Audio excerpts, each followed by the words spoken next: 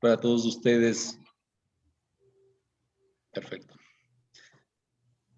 Y ponerles en consideración que las instituciones públicas de investigación principalmente tienen las puertas abiertas para el trabajo en conjunto. Es por eso que es para nosotros importante esta interacción entre los IPIs y la academia. Y también es importante tratar de difundir estas nuevas tecnologías en jóvenes estudiantes como ustedes. Muchísimas gracias. Empiezo nomás la charla, Pati. Damos inicio a la charla. Muchas gracias, José. Ya, perfecto. Listo. Entonces, como les dijo Pati, que les voy a mover un poco esto que no me deja trabajar ahí. Ya. Vamos a hablar sobre las principales herramientas de teledetección en suelo y agua, ¿no? La teledetección tiene una gran cantidad de usos, de aplicaciones y beneficios, ¿no? Entre los principales está que se pueden hacer estudios o trabajos a través de métodos que no son destructivos, ¿no? Métodos que nos dan información casi inmediata y métodos que pueden permitirnos analizar grandes sectores y grandes campos a la vez. Por lo tanto, esto se vuelve relevante para los análisis, sobre todo en grandes zonas o a nivel nacional, a nivel sectorial, a nivel regional. Vamos a empezar explicando un poco qué es el sensoramiento remoto. La definición es que es la capacidad de percibir los datos sin la necesidad de estar en contacto. Uno de los ejemplos que a mí me gusta y uno de los sistemas que son de los mejores de sensoramiento remoto en realidad es el sentido de la vista, ¿no? Nosotros tenemos el ojo que capta una información, la transmite a través de nuestro sistema nervioso y llega al cerebro para su análisis. Entonces, esta es una de las formas de teledetección, considerando que la percepción remota de la energía electromagnética es llamada también como teledetección, aunque yo creo que están muy ligados, estos dos términos son casi iguales. Entonces, como les decía, este es un ejemplo claro de lo que es un sistema de sensoramiento remoto. Vamos a analizarlo un poco más a detalle. Cuando un ojo está captando un objeto, en realidad capta como las cámaras fotográficas, ¿no? Capta un montón de puntitos en los cuales en cada uno de ellos hay cierta información. Esta es la que recepta el ojo humano, ¿no? Para que tengan una idea, si quisiéramos tener una cámara que iguale el poder de captura del ojo, necesitaríamos una cámara de 576 megapíxeles. Pero ¿qué hay en cada uno de estos pequeños píxeles o cuadraditos de información? En realidad, el ojo capta la energía, el nivel de energía en diferentes rangos del espectro, ¿no? Entonces, cada uno de los puntitos que puede divisar o diferenciar el ojo, en realidad está capturando niveles de información en un montón de rangos. Esto se representa gráficamente aquí como una firma espectral, ¿no? En las cuales ustedes en los diferentes rangos van a tener diferentes condiciones de energía que muchas veces los representan en porcentaje de 0 a 100, ¿no? Sobre todo cuando hablamos de reflectancia. De ahí que el siguiente paso es a través de del sistema nervioso pasar la información que está captando de energía del ojo hacia el cerebro. Entonces, cada una de estas informaciones tiene diferentes condicionantes, ¿no? Primero, estos niveles de energía, el ojo lo transmite al cerebro en forma de una señal eléctrica, ¿no?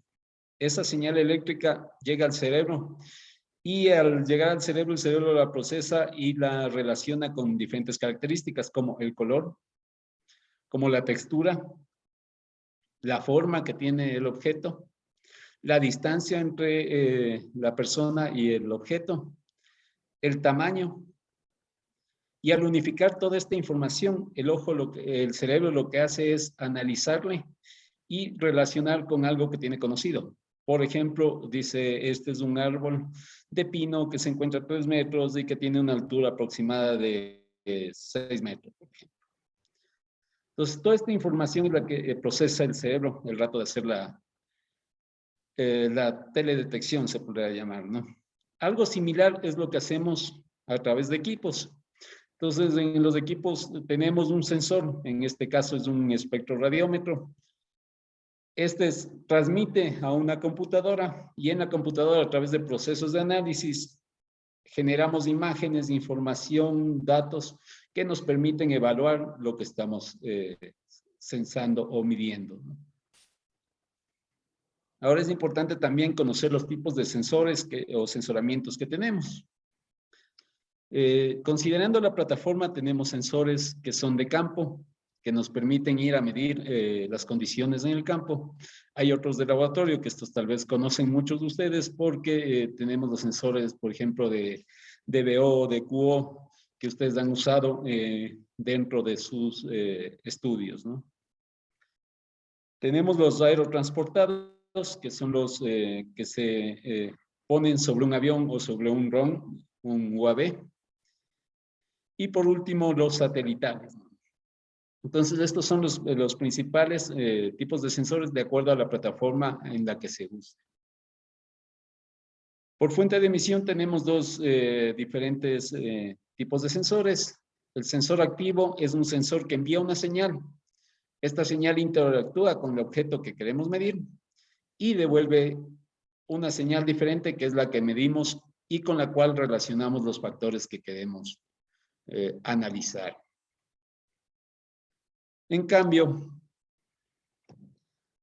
los sensores pasivos normalmente usan una fuente o propia del objeto o una fuente externa. En el caso de los satélites, normalmente esa fuente es del Sol.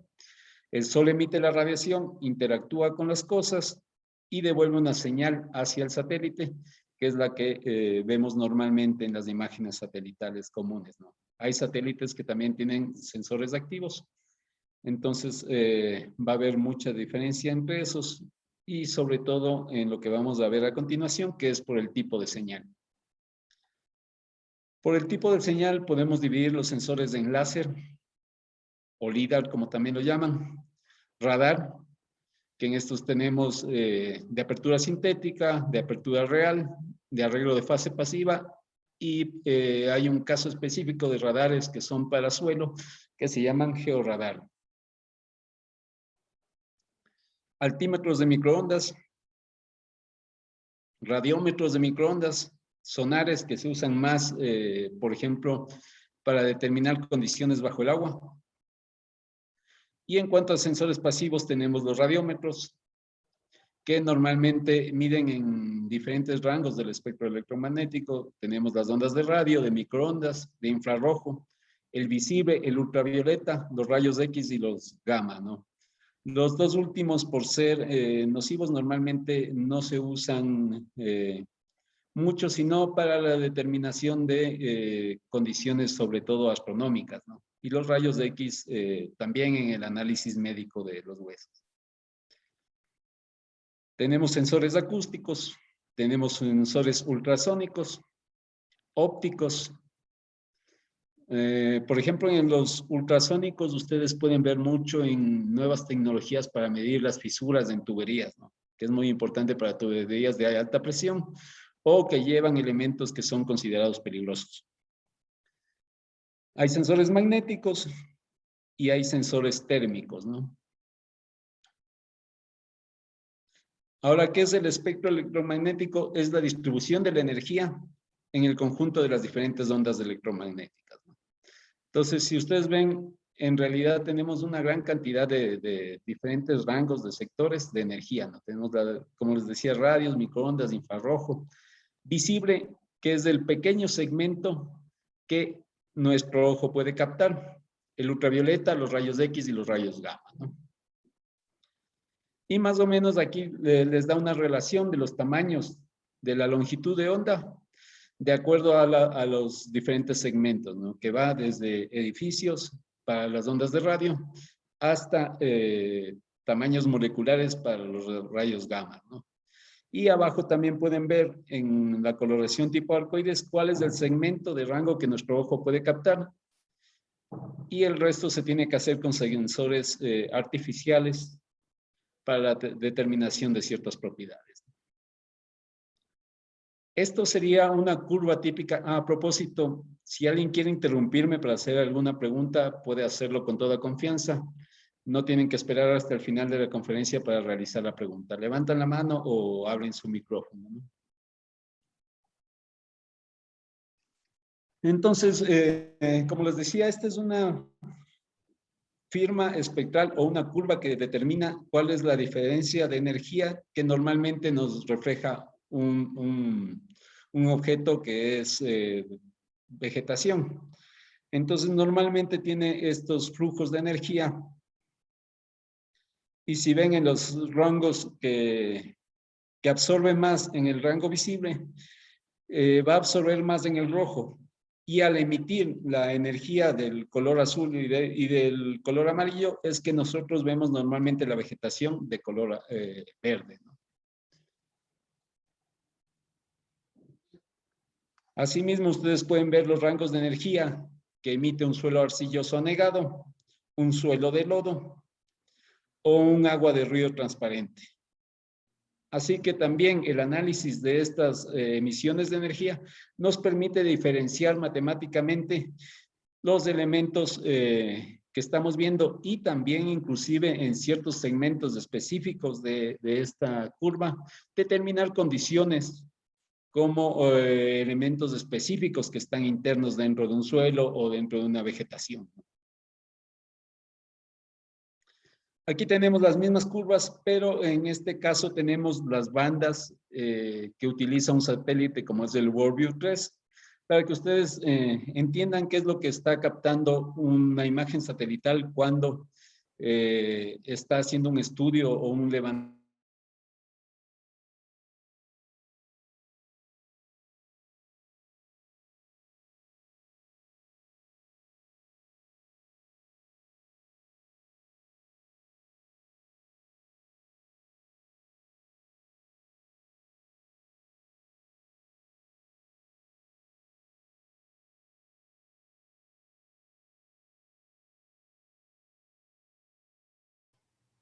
José Luis, no sé si ocurrió algo con... Chicos, ustedes están por ahí, tal vez... Sí, que creo que es José que no se le escucha. Creo que es José Luis, pero algo ocurrió con el tema de la conexión. Esperemos un momentito, a ver, déjenme. Sí, porque no se le escucha.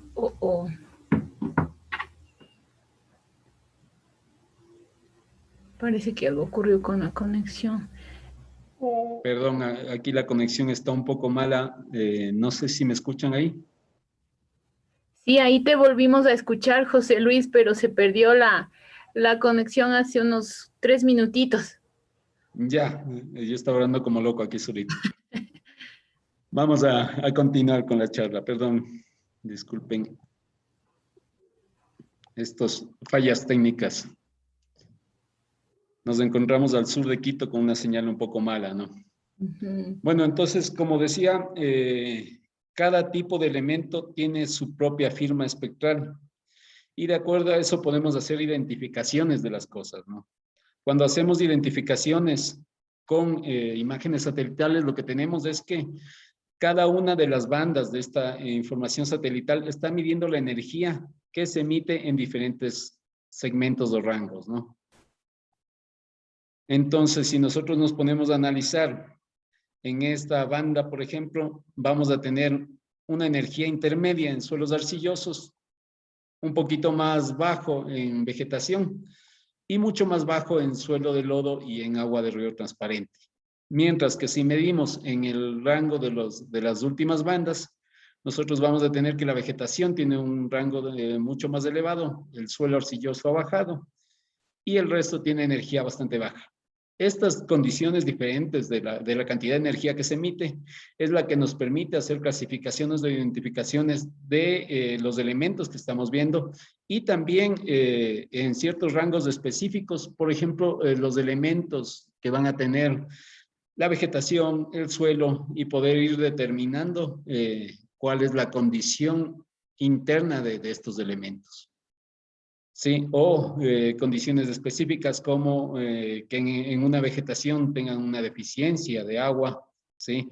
Estén afectados por una enfermedad y por los niveles de energías que suben o bajan, nosotros podemos hacer estudios específicos para ir determinando las condiciones relevantes. Es por eso que se vuelve muy interesante todas las aplicaciones de teledetección y amplía enormemente los posibles usos, ¿no? La parte mala es que en un país tan heterogéneo como el Ecuador necesitamos hacer mucha investigación para poder determinar esas condicionantes y poder tener las condiciones típicas, ¿no? Entonces ustedes aquí pueden ver 3 bandas diferentes del satélite WorldView que estábamos analizando anteriormente, en las cuales ustedes ven que los valores en blanco son los valores más elevados, los valores en negro son los más bajos. Y de acuerdo a eso, ustedes pueden ir identificando condiciones específicas, ¿no? En la banda 5 ustedes van a ver con color blanco la parte de la ciudad, mientras que en la banda 3 y 2 casi no se divisa, ¿no? Mientras que en la banda 3 ustedes pueden ver que las condiciones de cultivos o de vegetación se ven con una cantidad mayor y la cantidad de suelo descubierto se refleja a medias entre la banda 5 y la banda 3. Cuando nosotros hacemos un procesamiento de falso color, ¿sí? En las cuales combinamos los colores con diferentes bandas, podemos divisar de una manera más clara con un color rojo, que es ciudad, con un color morado, que es suelo, y con un color verdoso, que es vegetación, por ejemplo. Entonces, esto les sirve para identificaciones rápidas. Otro de los usos, como les decía, es de los elementos específicos, ¿no? Entonces, los elementos específicos, como en este caso la plata, el oro o el aluminio, tienen firmas espectrales específicas que también nos van a permitir identificar la presencia de estos elementos dentro de algún objeto de estudio que estamos usando. Es, por ejemplo, lo que utilizan los laboratorios para medir la cantidad de elementos que tienen el agua, por ejemplo, dentro de su composición. El espectro electromagnético también, como les decía, nos presenta ciertas condiciones específicas. Por ejemplo, aquí pueden ver en qué sectores del rango de energía podemos determinar la clorofila de una planta, los pigmentos de hojas, las estructuras de la hoja o el contenido de agua en la hoja, ¿no? Entonces, cada segmento va a tener ciertos rangos donde se refleja más o menos, ¿no? O donde su influencia es mayor, ¿no? En cuanto a las aplicaciones principales, por ejemplo, en temas ambientales, este es un estudio que se hizo para el cambio poblacional de Yakarta, ¿no? En donde se ven diferentes segmentos del tiempo, 1976, 1989 y 2004, en el que se ve cómo se va cambiando y consolidando la mancha urbana, ¿no? Esto también nos sirve para que a través de procesos de inteligencia artificial o procesos de modelamiento matemático podemos determinar en qué direcciones o hacia dónde crecen las ciudades principalmente, ¿no? Hay otras aplicaciones como por ejemplo la cobertura de bosques y sus cambios, que por ejemplo se ha hecho desde el 2000, mostrando dónde se generan las principales pérdidas de bosque y dónde el bosque ha sido reforestado. Como ven, reforestado casi no se presenta en realidad y el grado de deforestación ha crecido bastante. A través de sistemas de teledetección nosotros también podemos ver, por ejemplo, los flujos de humo. Esto a través de condicionantes de firmas espectrales o también se puede utilizar información como el tipo LIDAR o láser para determinar los flujos de partículas. También se pueden determinar condicionantes como los puntos de calor a los que llamamos, que se representan cuando hay un flujo de calor extremadamente fuerte o un incendio, ¿no? Aquí vemos también, por ejemplo, cómo se determina el aumento del nivel del mar. Esto a través de pequeños cambios en el grado de altura del rango del mar. Medir esto manualmente sería imposible, por no decirlo de otra forma. Entonces, este tipo de información no podría ser posible si no fuera a través de imágenes satelitales, ¿no? Y también esto permite hacer un análisis completo y directo para obtener las curvas promediadas del nivel del mar.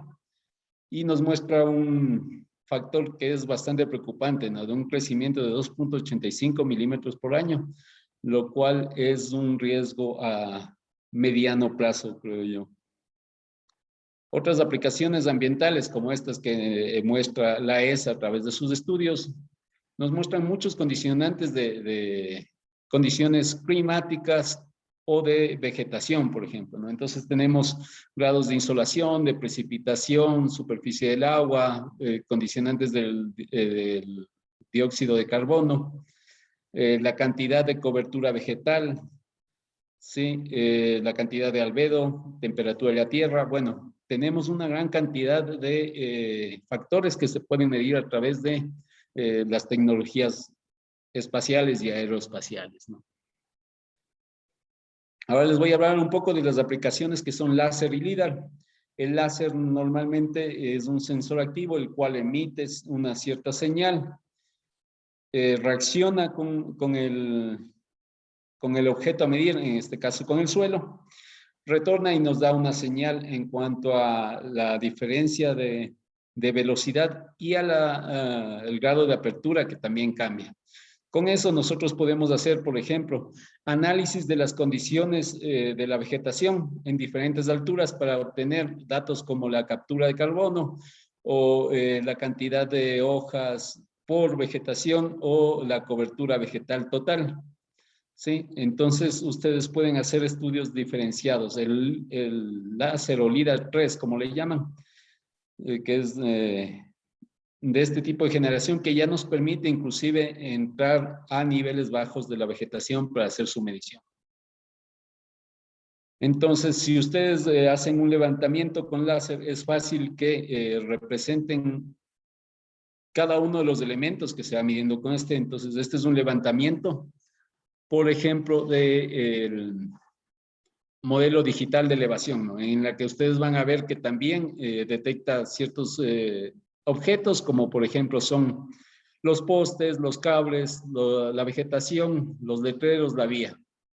El rato que nosotros hacemos un procesamiento digital, podemos eliminar estos elementos y pasar a tener lo que es un modelo digital del terreno. Las elevaciones del terreno sin los elementos como construcciones, vías y vegetación. Es importante para determinar, por ejemplo, los condicionantes en el rato de construcción de vías. Ustedes tienen que hacer el análisis tridimensional, ¿no es cierto?, de la zona en la que van a hacer excavación y la zona en la que van a hacer relleno. Con pueden hacerle más eficiente este proceso, más real, y le pueden tomar las decisiones más adecuadas, por ejemplo, para el trazado de vías. Otro de los posibles usos de esta información es por ejemplo, para los estudios hidrológicos, ¿no? En los cuales ustedes pueden determinar de mejor manera cuáles son las cuencas o los sitios de flujo de agua, ver cómo se va a ir generando, establecer procesos para evitar erosión y determinaciones reales de la cantidad de agua que van a ir acumulando en ciertos sectores.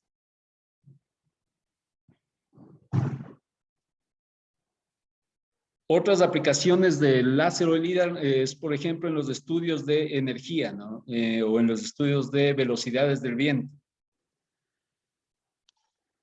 El láser y el LIDAR interactúa con las pequeñas partículas que lleva la atmósfera y a través de eso pueden hacer estudios completos de la difusión de partículas primero, que va a ser importante en lo que es la dinámica de la contaminación en la atmósfera, o también, por ejemplo, el análisis de los vientos deficientes en diferentes épocas del año para determinar la mejor forma de diseño e instalación de las turbinas de generación eléctrica a través de energía eólica.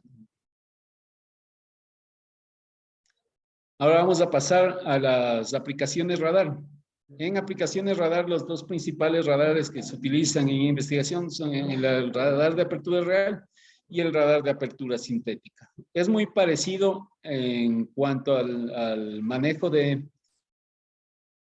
emisión de una señal y recepción de la imagen de vuelta a la del láser, ¿no? Y este tiene algunas aplicaciones un poco diferentes. Por ejemplo, utilizando lo que se llama interferometría, que analiza los diferentes cambios minúsculos que se va presentando. Por ejemplo, en las Islas de Galápagos hicieron un análisis de la probabilidad de una erupción volcánica, ¿no? Esto solo a través de los pequeños cambios o dilataciones que sufre el cráter. Entonces nos puede servir también en temas de manejo de riesgos y desastres.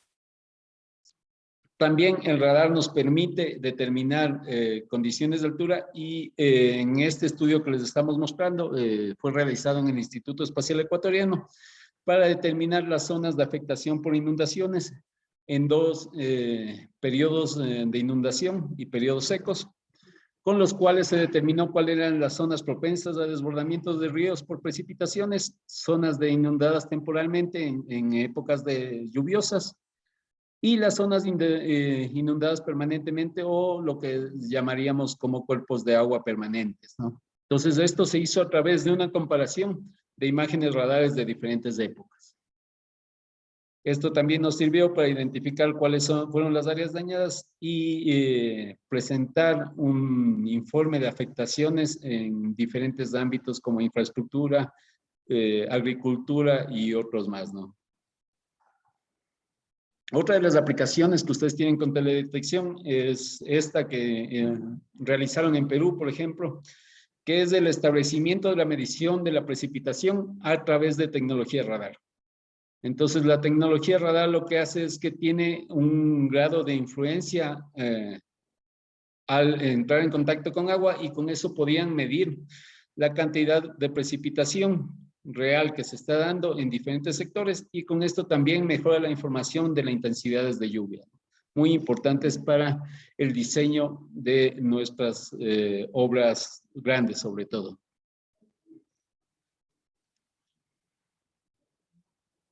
Perfecto. Ahora les voy a explicar unas pequeños ejemplos de lo que hicimos en aplicaciones de espectrometría, ¿no? En el caso de este estudio, lo que hicimos fue hacer un análisis de un flujo de agua del Río Blanco. Sí, aquí se muestra la microcuenca que se encuentra en Cayambe. Y a través de levantamiento de firmas espectrales, hiperespectrales, se hizo un análisis de los diferentes respuestas del flujo, ¿no? Considerando que en la parte alta del río, que es la que les voy a señalar en este momento, casi no había interferencia antrópica sobre el río, con excepción de ciertas actividades agrícolas. Pero en la parte media, sí, ustedes ya empezaban a tener una interacción mayor, sobre todo por la actividad de florícolas. Por último, en la parte baja teníamos la interacción de la contaminación producida por la zona urbana, ¿no? Que es principalmente la emisión de aguas grises, ¿no?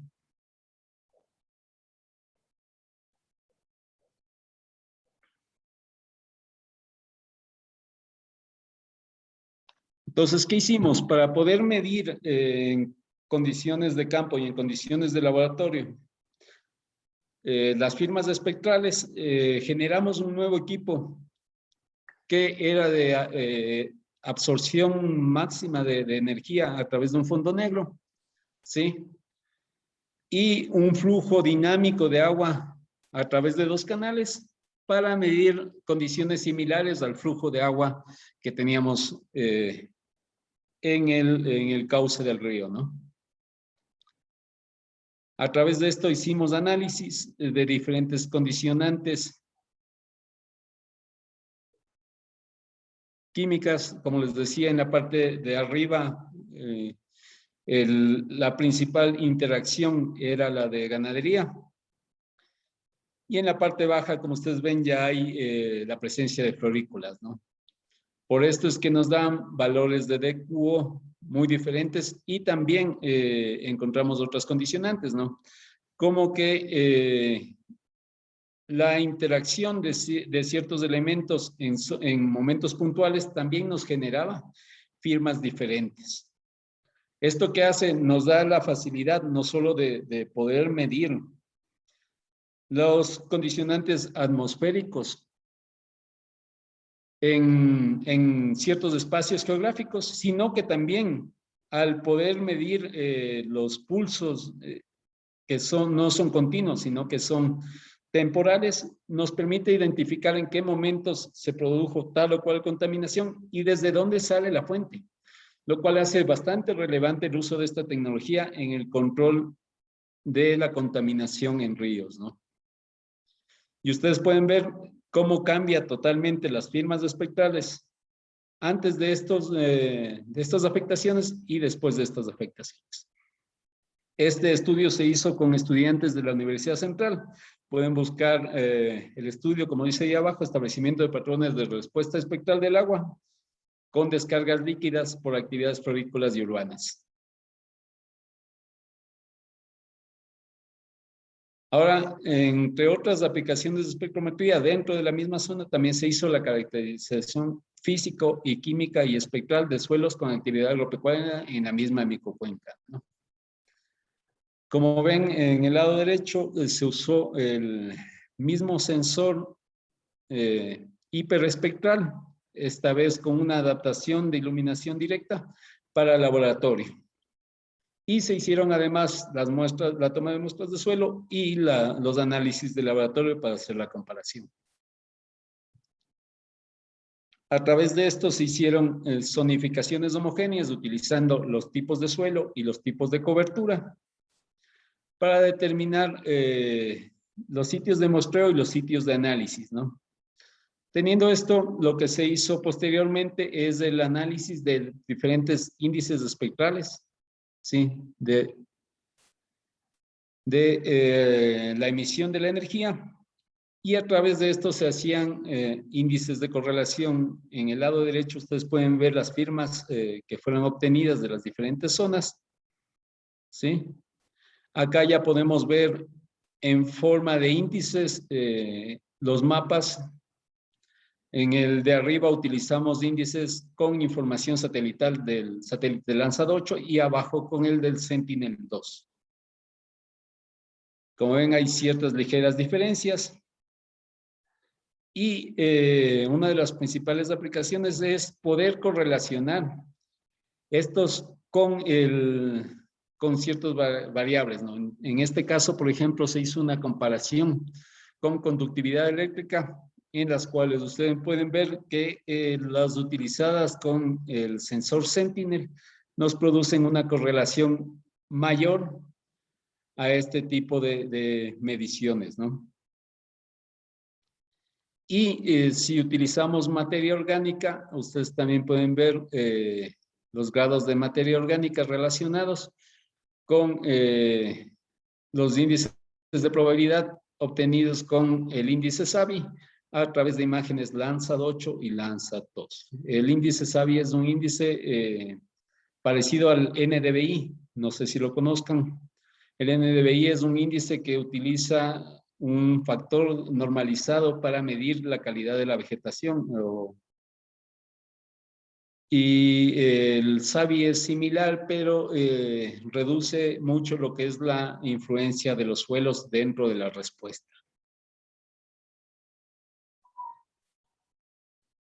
Otro de los usos que hemos utilizado, por ejemplo, en teledetección, esto fue un estudio hecho con estudiantes de la Universidad Católica de Ingeniería Civil, en el cual nuestra intención era encontrar respuestas espectrales en concreto ya generado para encontrar la diferencia entre construcciones con arena de mar y con arena de río. Esto principalmente fue utilizado para determinar las condiciones de resistencia a la sismicidad producida por construcciones en la costa, donde la mayoría de construcciones utilizan arena del mar que tiene alta salinidad y que afecta la estructura propia de la construcción. Entonces, nuestra finalidad era encontrar ciertos segmentos de respuesta diferente para poder generar posteriormente o desarrollar posteriormente sensores que permitan determinar la salinidad en el concreto y evitar que construcciones que resultan ser peligrosas se desarrollen. Este es algunos de los ejemplos de lo que la teledetección puede ser utilizada en temas constructivos, de análisis de aguas, de análisis de suelos. Ahora me gustaría escuchar si tienen alguna consulta para ampliar algún tema más. Chicos, ¿podemos hacer alguna pregunta que tengan ustedes, alguna curiosidad al respecto? A ver, Justin tiene una pregunta. A ver, por favor. Buenos días, José Luis. Mi pregunta era si alguno de estos sistemas sirve para la detección de aguas subterráneas y si es que sí, hasta qué profundidad se puede, qué nivel de exactitud tendría estos sistemas para este tipo de cosas. Gracias, Justin. No tiene un alto grado de penetración. Sí, el radar tiene un poco de penetración en ciertos tipos de suelos. Con radar se han hecho estudios, por ejemplo, para calcular el porcentaje de humedad que tienen los suelos internamente, pero no llega tanto como para aguas subterráneas. Lo que sí te puede ayudar es para medir ciertas condiciones que están ligados a la recarga de los recursos subterráneos, ¿no? Entonces, tú puedes determinar a través de las condicionantes medidas, por ejemplo, con los modelos digitales de elevación, ¿sí? Que ya tienen mayor precisión, y con los tipos de suelos, al mezclar toda esa información en un sistema de información geográfica, tú puedes analizar de mejor manera los grados de infiltración real que va a tener una zona. Sí, si a esto le aumentas la cobertura vegetal, los datos de temperatura, de precipitación, tú puedes hacer un análisis de balance hídrico de esa cuenca subterránea de una mejor manera. Y a través de eso calcular la dinámica que va a tener la cantidad de agua subterránea, ¿no? Pero como un sensor de estos no se puede determinar directamente. Ahora hay otro tipo de sensores como el electromagnético, ¿sí? Que lo que hace es enviar sondas o choques de señales eléctricas, tomar una respuesta y por ejemplo, te puede determinar las condiciones cambiantes de los tipos de suelos. A través de eso encontrar fracturas que pueden ser también, intervienen en eso, y segmentos de espacios vacíos que pueden ser llenados con el agua subterránea, ¿no? Entonces lo que podrías calcular con este tipo de sensores es la capacidad de almacenamiento que tiene una cuenca subterránea, ¿no?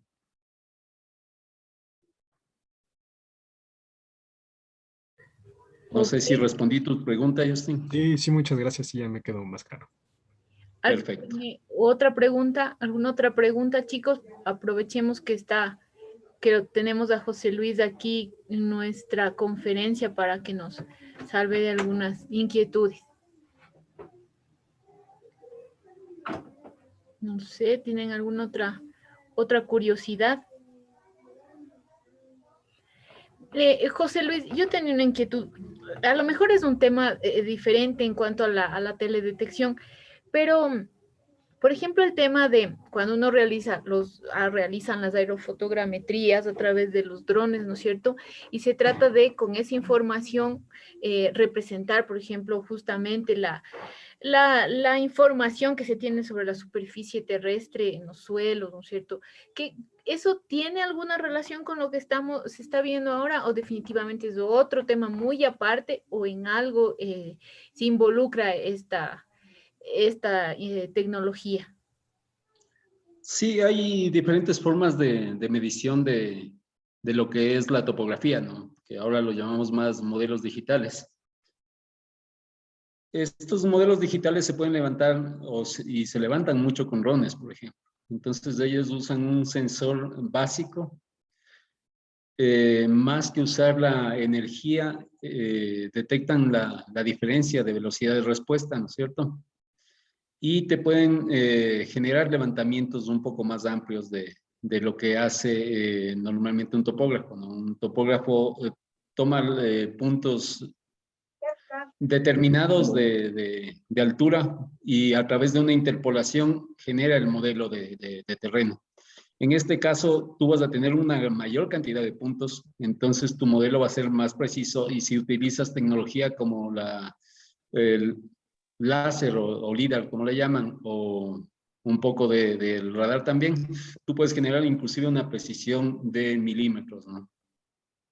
Así que esto lo que hace es mejorar estos sistemas de levantamiento, ¿sí? Se tienen que validar y se tienen que corregir con ciertas condiciones como las atmosféricas que afectan la señal entre el regreso y el esto, pero es muy útil sobre todo para este tema que tú mencionas, ¿no? Y como digo, después ya con los modelos digitales de terreno o modelos digitales de elevación, tú puedes hacer un montón de estudios más en el campo de hidrología, como hablamos para la determinación de los balances en las cuencas, o en construcciones, como es para determinar los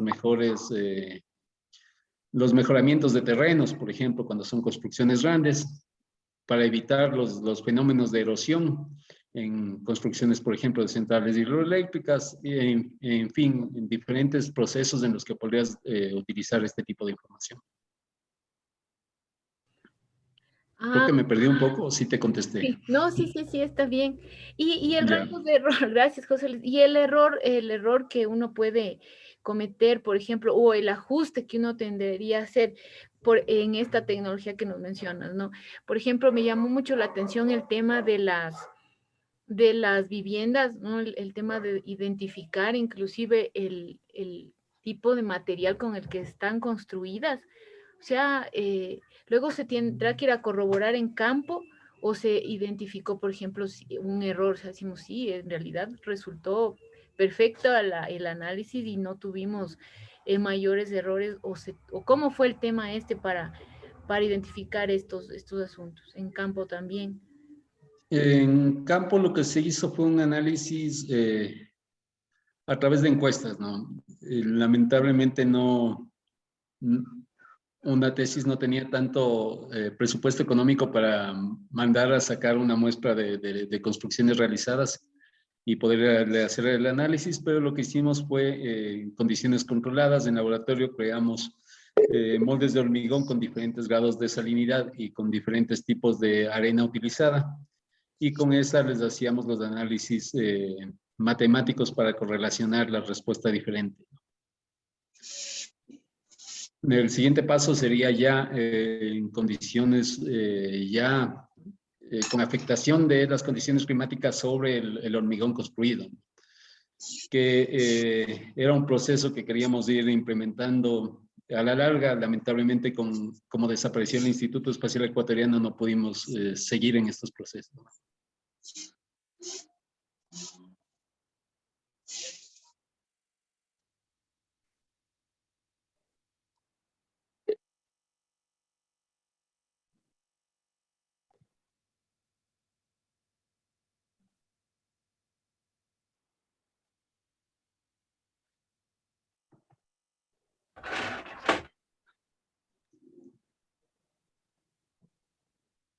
No sé si hay alguna pregunta más.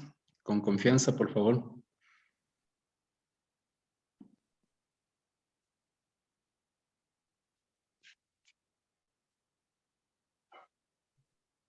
Chicos, ¿alguna otra pregunta?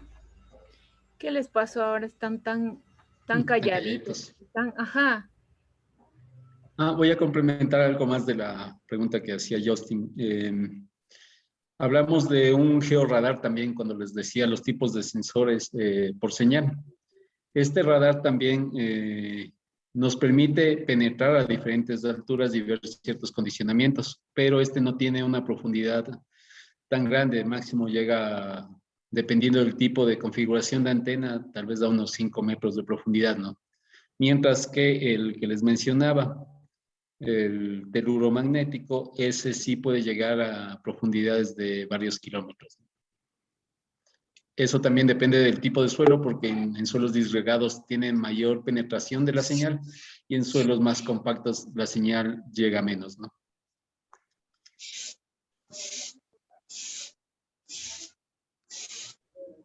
Jennifer tiene una, levantó la manito. A ver, Jennifer. Jennifer, por favor. Buenos días. Bueno, usted hablaba sobre algunos modelos digitales. Quisiera saber las diferencias entre, por ejemplo, un modelo digital de elevación, sobre un modelo digital de superficie y un modelo digital de terreno. No sé si pueden ser similares o cuáles son sus principales diferencias.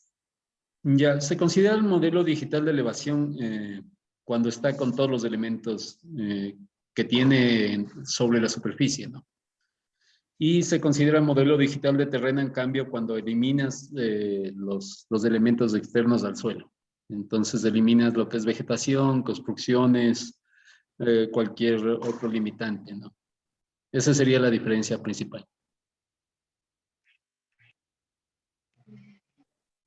Gracias. A ver, ¿alguien más? ¿Alguna otra consulta? No, no hay más preguntas. No sé si María Alejandra tiene... Justin, otra pregunta. Parece que Justin. A ver. Yo tengo una pregunta con respecto al estudio que se había hecho en Río Blanco. No sé, yo estuve ahí en el 2018, justo en el pueblo de Valle Hermoso, y me adentré en lo que es el Río Blanco y sus alrededores. No sé si en este tipo de estudios se contempla lo que es la contaminación del río y la basura que hay alrededor cerca de los poblados.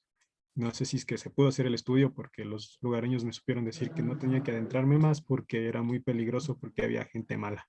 Incluso en la parte donde está el puente para cruzar Santo Domingo, era evidente ver la contaminación, no sé si era por minería o algo, pero obviamente era y por hierro, había agua roja saliendo de un lado que se metía al río y el río era totalmente negro y lodoso. O sea, ese tipo de cosas se contempla para estos tipos de estudios.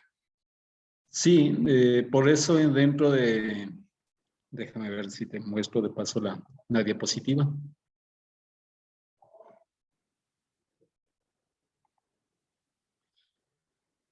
Listo.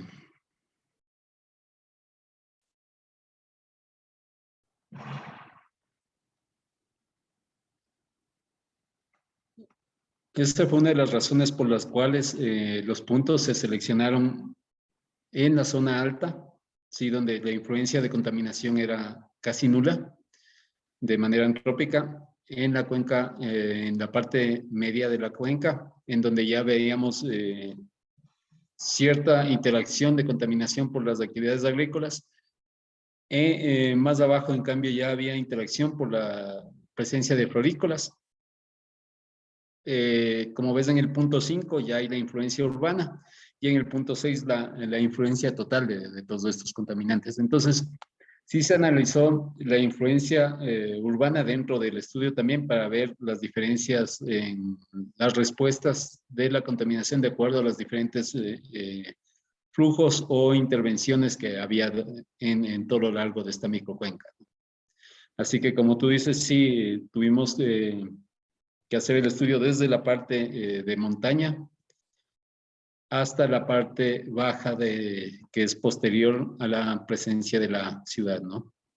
O la influencia de tanto Cayambe como Ayora, que son algunos de los principales sectores urbanos que contribuían a la contaminación de este río. ¿Y es la primera vez que se hace un estudio de este tipo en este río o ya hay estudios anteriores con los que se pueda comparar si la contaminación creció, aumentó, así como la población y eso? Habían unos pocos estudios que no eran tan amplios, ¿sí? Por ejemplo, no consideraban las diferentes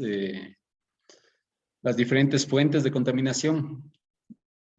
Posteriormente, no sé, realmente ya no he seguido al tanto de esto, pero esta era la primera vez que se utilizaba técnicas de técnicas de firmas espectrales para poder determinar estos condicionantes. Muchas gracias. Listo. Y al respecto de esto, José Luis, disculpa, ¿y se socializó con la comunidad? Tal vez la preocupación también de ellos, sí, claro, porque en futuros proyectos, digamos, o investigaciones, ¿se socializó con la comunidad el tema de la contaminación que podría estar generando aquí? ¿Cómo lo tomaron o no se socializó este tema? Como fue un esquema puntual, la idea era seguir generando información posteriormente y después socializar, ¿no? Porque los segmentos de tiempo en los que se hicieron las mediciones fueron cortos con relación a las posibles descargas que pueden presentar, ¿no? Por eso es que no se llegó a la parte de socialización en sitio. Pero la idea es algún momento llegar a tener información constante que permita medir tanto las fuentes posibles de contaminación como la dinámica en el tiempo, ¿no? Y a partir de eso sí hacer la socialización o el control a través de las entidades pertinentes. Ok, muy interesante, la verdad, la técnica. Ok, ¿tienen, chicos, alguna otra pregunta que le podemos plantear a José Luis?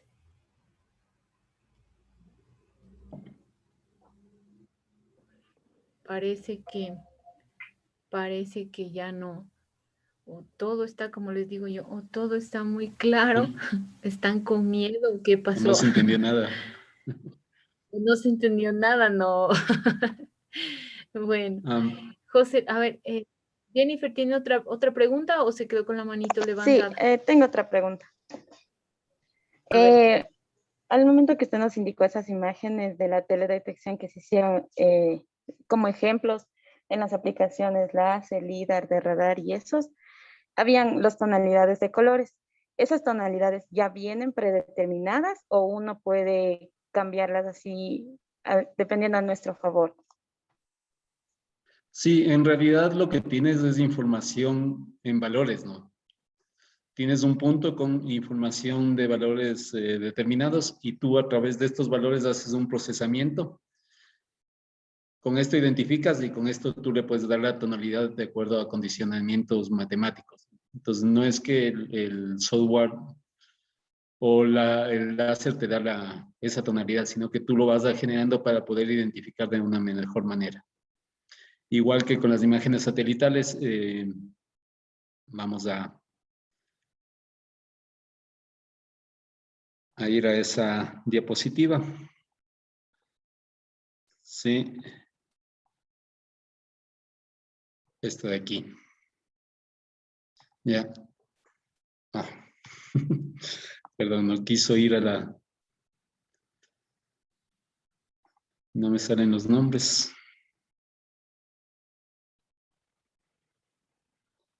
Bueno, si recuerdan, voy a intentar ir a esa diapositiva.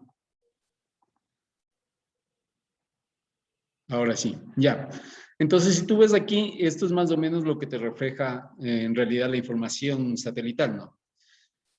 Te da valores entre 1 y 0, supongamos, ¿ya? Y los valores de 1, aquí nosotros los hemos representado con colores blancos y los valores de 0 los hemos representado con colores negros en 3 diferentes bandas. Nosotros al mezclar la información de estas bandas y darle una tonalidad de color a cada uno, es que producimos esta información. Algo similar va a ser también con lo que veías en LIDAR, en que ciertos condicionantes de respuesta le damos una coloración para identificar y diferenciar lo que es terreno, lo que es vegetación o lo que es infraestructura. Pero el sensor en sí no te entrega una información en colores, ¿no? Ya, Por ahí muchas vi gracias. otra mano. Ok, sí, Edison tiene una pregunta, también levantó la manito. Buenos días, José. Yo quería saber cuáles son esos software que nos permiten hacer ese análisis, igual las correlaciones para sacar las conclusiones referente al análisis que estemos realizando. Ya, hay muchos, ¿no? Primero, para información geográfica, utiliza sistemas de información geográfica.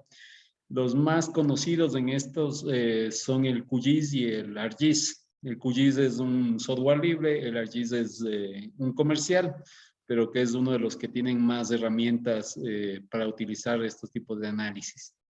En cuanto a imágenes satelitales, ahí hay infinidad. El más utilizado ahí, no recuerdo ahorita el nombre, perdóname, pero en cuanto a procesamientos matemáticos, tú puedes utilizar los estadísticos, ¿no? Entonces puedes utilizar R, puedes utilizar Python, puedes utilizar MATLAB, infinidad de programas que se adaptan a información geográfica o que las puedes manejar como información matriz y trabajar en ese sentido, ¿no? ArcGIS, por ejemplo, tiene un módulo en el cual tú puedes meter el modelo digital del terreno, ¿sí? O una imagen satelital. Y a través de eso haces los mapas dependientes y con eso también haces los mapas de los flujos hídricos, pudiendo establecer la cantidad de caudales de acuerdo a esquemas de precipitación y también la delimitación de microcuencas. Ya, gracias. Ok, muchísimas gracias. ¿Alguien tiene otra pregunta?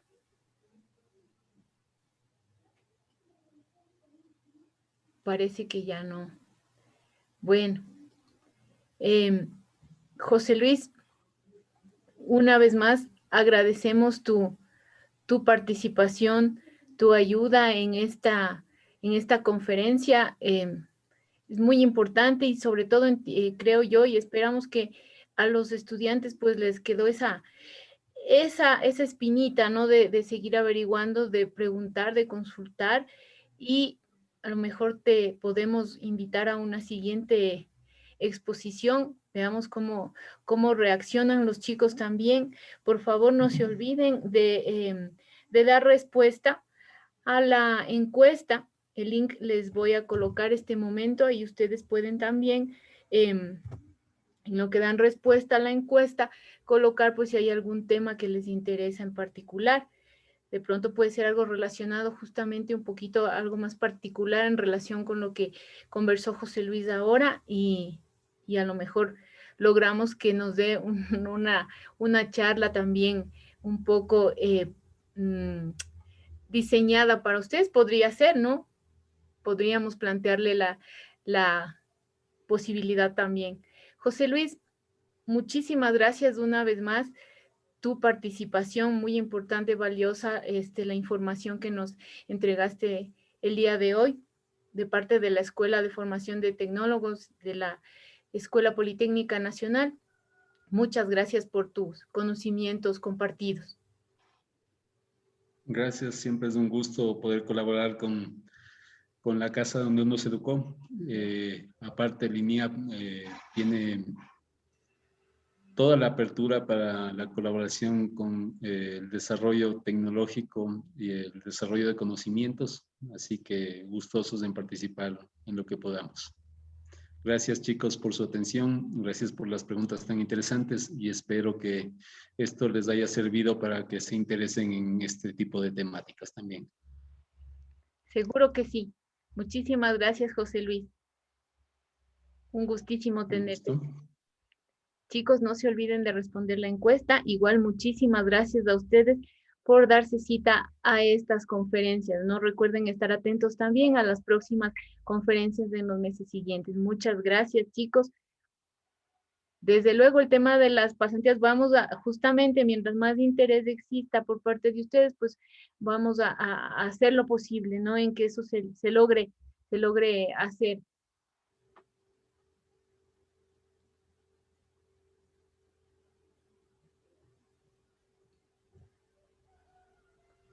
Muchas gracias a todos, chicos. Gracias, dije, hasta luego. Hasta luego.